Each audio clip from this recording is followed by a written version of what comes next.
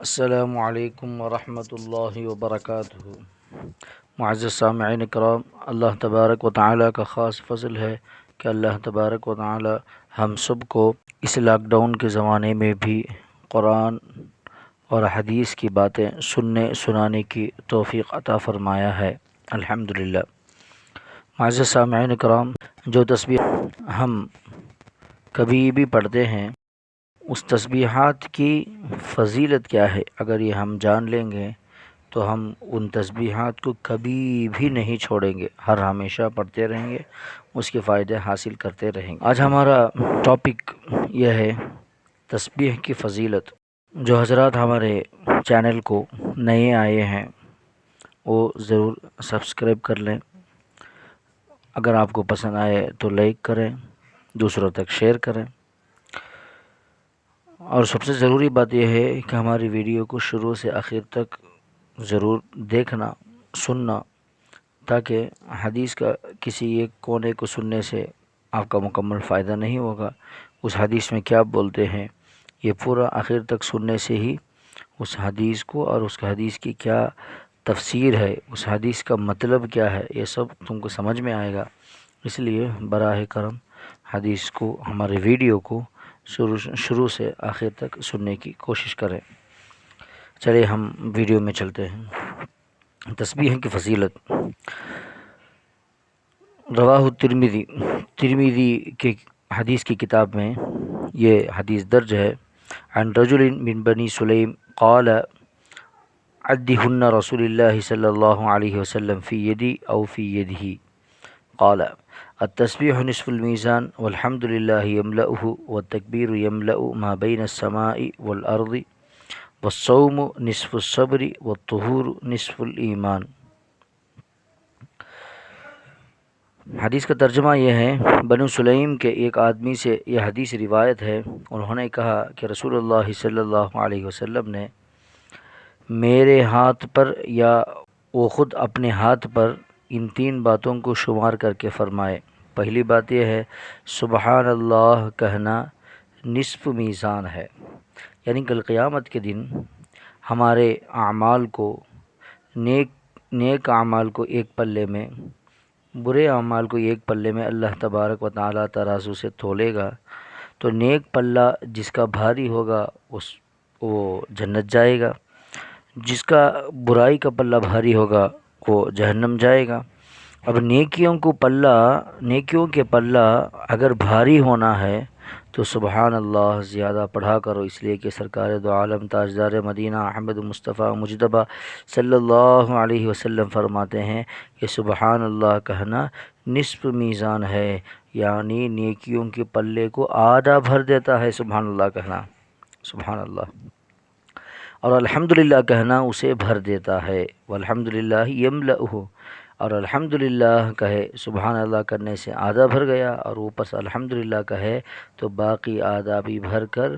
ترازو جو نیکی کا ہے، ترازو کا جو نیکی کا پلہ ہے وہ نیکی کا پلہ مکمل نیکیوں سے بھر جائے گا اور یہ وزندار ہو جائے گا۔ اور اس کے ساتھ ساتھ اگر والتکبیر یملأ ما بین السماء والارض، اور تکبیر اللہ اکبر بھی کہنے لگے تو آسمان اور زمین کے درمیان جتنا بھی جگہ خالی ہے وہ پورے کا پورا نیکیوں سے بھر دے گا اللہ تبارک و تعالیٰ۔ اتنی نیکیاں اللہ تبارک و تعالیٰ دیتا ہے تکبیر یعنی اللہ اکبر کہنے سے۔ تو یہ تسبیحات ایسے ہیں کہ جسے ہم ہر روز، ہر صبح شام، ہر نماز کے بعد پڑھتے ہیں، لیکن ہم کو اس کا معنی، مطلب، اس سے ملنے والا فائدہ معلوم نہیں۔ آج ہم معلوم کر لیے ہیں تو وہ ارادہ رکھ کے کہ اللہ تبارک و تعالیٰ مجھے اتنی نیکی دے گا، یا اللہ میرے اس تسبیح تو قبول کر لے، اس میں کسی طرح کے گناہ ہو کر یہ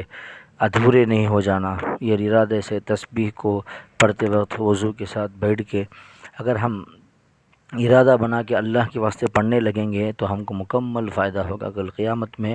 جب ہمارے نام اعمال کو تولیں گا تو ہمارے نام اعمال میں نیکی کا پلہ بھاری ہوگا، جس کا نیکی کا پلہ بھاری ہوگا اس کو سیدھے ہاتھ میں اللہ تبارک و تعالیٰ اس کے نام اعمال دیں گے، جسے اللہ تبارک و تعالیٰ نام اعمال سیدھے ہاتھ میں دے گا وہ سیدھا جنت میں چلا جائے گا۔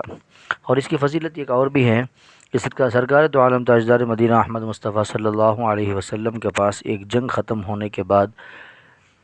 غنیمت کا مال آیا تھا، اس میں کچھ باندیاں عورتیں بھی آئے تھے۔ تو حضرت فاطمہ رضی اللہ تعالی عنہا آپ صلی اللہ علیہ وسلم کے صاحبزاد انہیں آ کر کہنے لگے کہ یا رسول اللہ دیکھو میرے ہاتھیں کتنے مضبوط ہو گئے ہیں، کتنے زخم ہو گئے ہیں، پانی سین سین کے باوڑی سے پانی سین سین کے کنویں سے پانی نکال نکال کے میرا ہاتھ دیکھو کتنے مضبوط ہو گئے ہیں، کتنے داغ بڑھ گئے ہیں، کتنے نشان بڑھ گئے ہیں رسی کے، مجھے کسی ایک باندی کو دے دیں گے تو میرے گھر کا کام میں وہ میری مدد کرے گی، میرے لیے آسان ہی ہوگا۔ تو آپ صلی اللہ علیہ وسلم ان سے کہنے لگے اے فاطمہ چلے جاؤ،